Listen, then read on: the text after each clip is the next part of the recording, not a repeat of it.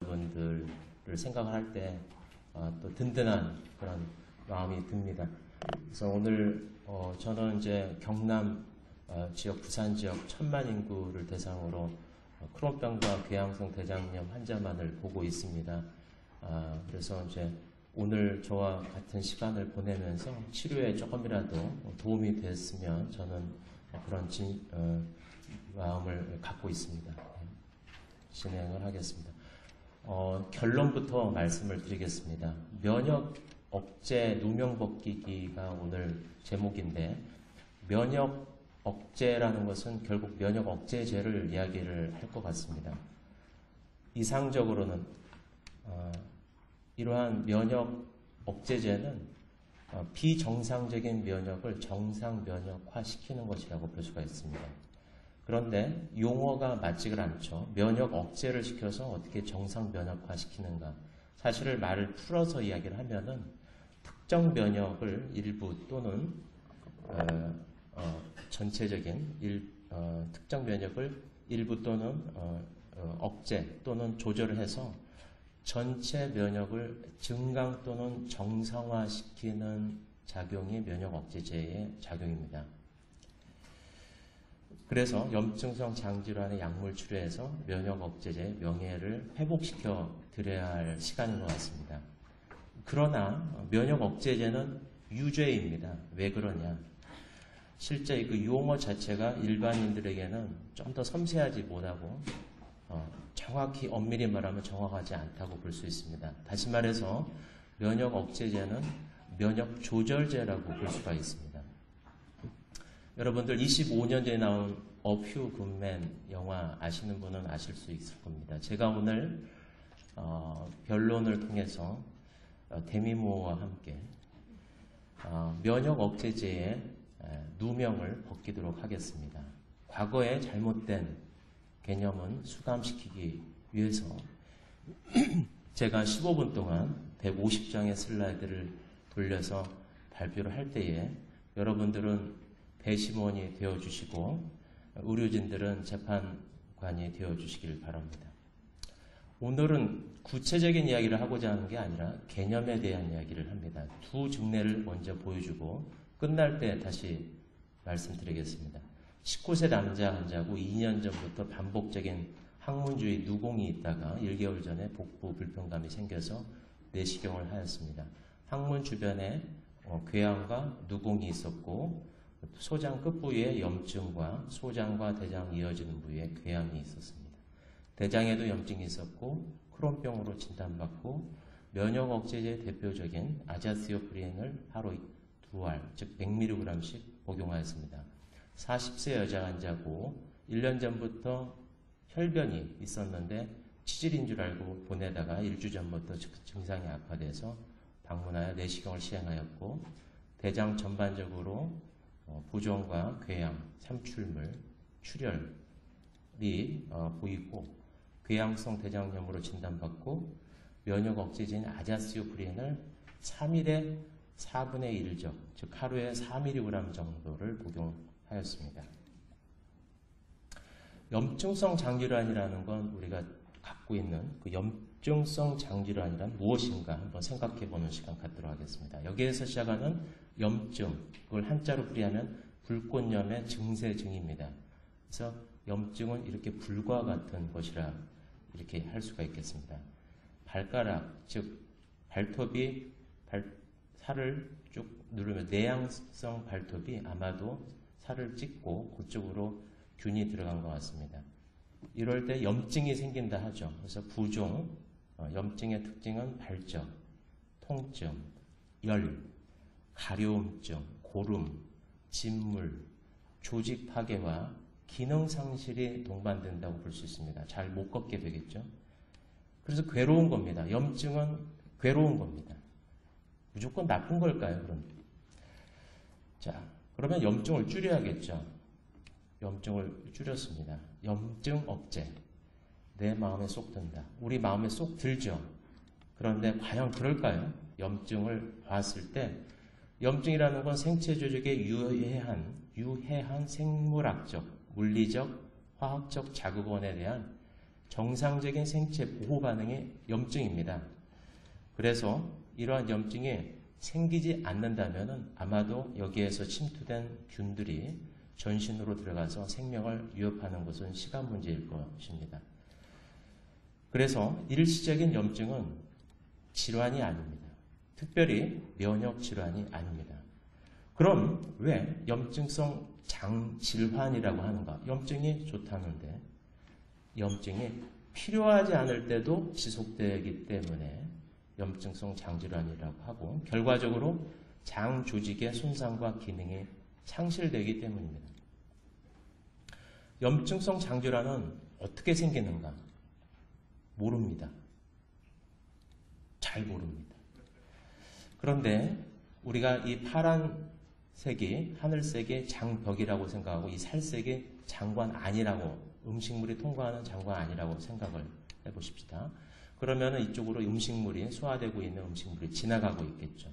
그리고 그 주변에 여러 가지 생물학적인 존재들이 있습니다. 그걸 정상 세균총이라고 합니다. 그래서 바이러스, 박테리아, 곰팡이 등 여러 가지 세균총이 우리 몸의 체세포, 몸을 이루는 세포보다 약 9배 정도 수를 구성하고 있다고 합니다. 이 공생하는 정상 세균총은 우리 몸에 소화, 흡수뿐만 아니라 영양을 공급해 주기도 하고 대사와 면역, 그 외에 모르는 여러 가지 기능을 하고 있다라고 하여서 제3의 장기라고도 이야기도 합니다. 장관 아니고 장관벽입니다. 그 사이에는 이런 한 층으로 되어 있는 세포들이 줄을 서 있습니다. 이걸 상피 세포라고 하고요. 그 위로 점막이 코팅되어 있습니다. 그 장관 안에는 음식물들과 여러 가지 생물학적인 것이 존재하는데 정상적으로는 이것들이 이러한 방어막을 통해서 분리되어 있다는 것이죠. 이렇게 침투하고자 할 때도 바로 제거할 수 있는 선천적인 면역을 갖고 있기 때문에 이 안에 있는 것들이 이 안으로 넘어오지 않게 됩니다. 그래서 우리 나라로 치면은 이것이 전방, 이것이 후방이라고 볼 수 있습니다. 전방에는 휴전선이 있죠. 휴전선이 이런 정상 세포에 해당되겠습니다. 상피세포에 해당됩니다. 그리고 점액은, 즉 상피세포를 코팅하고 있는 점액이 비무장지대라고 생각하시면 딱 맞을 것 같습니다. 그리고 때로는 이러한 상피세포를 침투해서 오는 균들도 바로 인식을 하고 제거를 하는 역할을 전방에서 하고 있습니다. 이러한 탱크가 오는 걸 저지하는 것이 있듯이 전방에 이 장내 세균총을 이겨내는 그런 면역 기능이 있습니다. 그런데 환경이 바뀌고 오염과 음식, 약물 등의 바뀜으로 인해서 이러한 정상 세균총도 변성이 일어나게 됩니다. 그럼으로써 이 내부에 변화가 있게 되는데 이러한 철조망이 뚫려지게 되고, 즉 촘촘히 있었던 상피세포에 투과력이 증가돼서 그리고 점액이 성상이 바뀌면서 이러한 세균총들이 장관벽으로 들어오게 됩니다. 그러면은 침투했을 때는 어떻게 되죠? 바로 염증이라는 방어가 이제 발생하게 되죠. 염증이 아까 설명드렸듯이 염증은 조직 파괴의 성격을 갖고 있어서 이러한 상피세포도 같이 제거가 되고 그 후로 계속해서 이러한 철조망이 없어진 쪽을 통해 가지고 장관 내 생물학적인 것이 계속 침투하게 되고 염증은 가속하게 됩니다. 그래서 마치 전쟁이 일어나는 것과 같은 현상이 생깁니다. 결과적으로는 장 조직이 손상되고 장의 고유 기능인 흡수가 장애가 되고 체액이 빠져나가고 흡수가 안 됨으로써 영양이 결핍이 되게 됩니다. 그리고 이러한 틈을 타서 중공군, 즉 감염이 생기게 됩니다. 이를 치료하기 위해서는 어떻게 해야 하는가? 아까 제가 말씀드린 것처럼 근본 원인을 제거를 하면 좋지만 잘 모릅니다. 그래서 최종 결과물인 염증 자체에 관여하는 인자들을 줄이는 쪽으로 치료를 하고 있습니다. 이와 같이 많은 염증에 관계된 세포, 즉 군대와 이 세포를 매개하는 여러 가지 세포 매개 물질들이 있습니다. 자, 다시 면역이라는 걸 다시 한번 이야기를 해보겠습니다. 면역이라는 것은 유해로부터 생명을 유지하는 걸 면역이라고 볼 수 있는데 사실은 면역이라는 건 우주와 같아서 너무 어렵고 광범위합니다.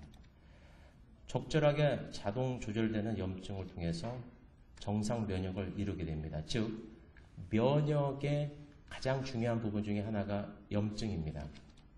그런데 이러한 염증이 잘 조절될 때, 이 빗금친 부분이 정상 면역 범주라고 생각을 할 때에 면역계는 이러한 균형을 갖고 있는 염증을 통해서 면역계를 잘 운영을 하고 있다는 것이죠. 그래서 감염이 있을 때는 이러한 염증이 좀 증가하는 쪽으로 균형을 맞추고 있고 또 잘 못 먹고 그래서 영양이 결핍이 된다 그랬을 때는 오히려 염증이 잘 일어나지 않고 염증이 잘 일어나지 않음으로써 감염 등이 더 잘 생길 수가 있겠죠. 그렇지만 정상 범주의 면역 안에 면역계의 균형을 이루고 있을 때는 생명 보존에 문제가 없을 수 있겠습니다. 그럼으로써 생물체가 내부 환경을 최적화 상태로 유지하는 자율적인 조절 작용이 이 면역을 통해서 이루어진다는 것이죠. 그렇다면 면역질환이라는 건 무엇일까? 예를 들어서 염증성 장질환은 특정 이유에 의해서 염증이 비정상적으로 많이 생긴다는 것이죠. 그럼으로써 조직의 손상이 되고 특별히 장 조직의 손상이 되고 그쪽을 통해서 감염이 잘 되고 영양 결핍도 오게 되겠죠. 종양 발생이 생기게 됩니다. 반대로 염증이 잘 안 생기는 후천성 면역 결핍증 같은 경우에는 조직 복구가 잘 안 되고 기회 감염이 증가되고 종양 발생이 증가한다고 볼 수 있습니다. 이 상황에서 면역 억제라는 것을 이야기를 할 때에 치료적 면역 억제에 대한 개념을 말씀드리겠습니다. 염증성 장질환에서 이렇게 증가된 염증으로 인해서 조직 손상과 감염과 종양 발생이 증가되고 있다고 했기 때문에 지금부터는 치료가 들어가야 하는데 이때 면역 억제라는 개념이 들어갑니다.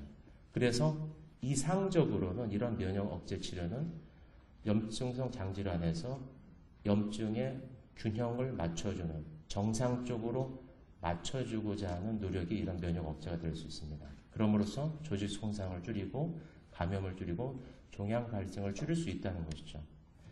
적정한 수준에서 줄이면 좋은데 그것이 과도할 때는 아까 말씀드린 대로 조직 복구가 잘 안 되고 기회 감염이 증가되고 거꾸로 종양 발생이 증가될 수 있다는 것이죠. 이러한 치료와 그 다음에 부작용 사이에 상당히 겹치는 부위가 있기 때문에 이것을 극복하기 위해서 철저한 감시, 예방접종, 적절한 영양, 몸 상태를 잘 좋게 유지하는 그런 면역을 좋게 하는 역할을 동시에 해야만이 이 염증성 장질환의 치료 효과도 얻으면서 부작용도 최소화할 수 있을 것이라고 생각이 듭니다. 이와 같이 이상적으로는 정상 면역으로 면역 안에서 유지하는 거라고 볼 수 있겠습니다. 면역 억제란 단순 전신 면역 억제의 개념보다는 특정 면역을 조절해서 지속적이고 과도한 염증을 줄여서 장조직 손상은 최소화하고 복구는 최대하고 전신 면역 억제는 최소화하는 거라고 볼 수가 있겠습니다. 이건 휴전 협상하는 겁니다. 자, 특히 흔히 사용되는 면역 억제제는 여러 가지가 있죠. 그 중에서 대표적인 것이 아제아티오프린이나 메르카토퓨린이라는 약입니다. 어떤 한 약물을 선택하는 데 있어서 원하는 작용이 크면은 원하는 작용은 다 작용이라고 하고 원하지 않으면 일체의 것이 다 부작용이라고 하는데 작용이 클 때에 그 약을 선택을 하게 되고 부작용이 클 때는 그 약을 선택할 수 없게 됩니다. 여기에서 또 하나 말씀드릴 것은 기회 감염이 무엇인가? 정상의 상태에서는 감염이 되지 않는데 약해진 면역이나 변화된 세균총, 해부학적인 장벽의 변화, 즉 점막에 탈락된다든지로 발생하는 감염을 기회 감염이라고 하는데요. 대표적으로 여러분들이 잘 느낄 수 있는 것은 단순 포진, 입술 주변에 물집이 잡히는 거라고 볼 수 있습니다. 염증성 장질환에서 기회 감염이 한 아시아 지역에서 관찰했을 때 1000명당 한 90명 정도가 1년 동안 생긴다고 합니다. 아자티오프린을 사용한 환자에서는 사용하지 않은 사람에 비해서 2배 정도 생긴다는 말인데 이걸 안으로 들어가서 보면은 감염이 있는 자 중 50%는 아자티오프린을 사용을 하고 있고 감염이 있는 자 중 50%는 사용을 안 하고 있습니다. 즉 감염이 없는 자 중 20%는 25%는 사용하고 있다고 해서 이 비율이 2배 정도 된다는 것이죠. 하지만 아자티오프린을 사용하는 사람들은 대부분 중증에 가까운 환자들이 많고 또 궤양성 대장염이나 크론병과 같은 점막이 정상이 아닌 상태에서도 기회감염의 기회가 많기 때문에 이 아자티오프린의 영향이 얼마큼 있는지는 사실은 생물학적으로 측정하기는 힘든 걸로 되어 있습니다. 아자티오프린을 쓸 때는 종양이 발생할 수 있다고 합니다. 림프종 발생이 특히 걱정이 되는 부분인데 이것은 일생경화 1000명당 1명꼴로 발생하는 걸로 되어 있습니다. 크론병에서 아자티오프린을 사용했을 때 단독으로 사용하면 6개월 만에 관해율이 약 30%, 즉 1000명당 300명쯤 된다고 합니다. 그래서 이것을 저울질을 했을 때는 당연히 아자티오프린을 사용하는 쪽으로 가게 되겠습니다. 이러한 부작용이 두려워서 사용하지 않았을 때는 부작용은 당연히 줄겠지만 관해의 효과도 없겠죠. 그리고 동시에 약 15년 동안 관찰을 했을 때 약 70%, 즉 1000명당 700명 정도는 수술을 받게 되는 결과를 낳을 수 있습니다. 결국은 아자티오프린은 사용을 해야 한다는 것입니다. 또한 작용과 부작용이 비슷하게 평가될 때도 보면은 아마도 중증 염증성 장질환에서는 사용을 하는 쪽으로 될 것 같고 고령이거나 동반 질환이 면역이 저하되게끔 하는 질환이나 영양결핍이 있을 때는 사용을 안 하는 쪽으로 가게 될 가능성이 큽니다. 그래서 면역 억제제는 염증을 없애는 최선은 아니지만 염증을 줄이는 차선책, 즉 원인을 없애는 최선은 아니지만 결과를 줄이는 차선책이 될 수가 있겠습니다. 모든 치료 방법은 그러나 개별화되어야 합니다. 그래서 진료실 안에서 최종 결정이 되는 것이지 제 강의는 보편적인 것에 대한 이야기입니다. 즉 환자의 질환 상태와 그 외에 여러 상태를 고려해서 치료 방법과 용량을 결정해야 할 것 같습니다. 그럼 이런 바른 이해가 왜 필요한지, 면역 억제제에 대한 바른 이해가 왜 필요한지에 대해서 말씀을 드리면 면역 억제제를 처방을 했을 때 복용 충실도에 대한 연구가 있습니다.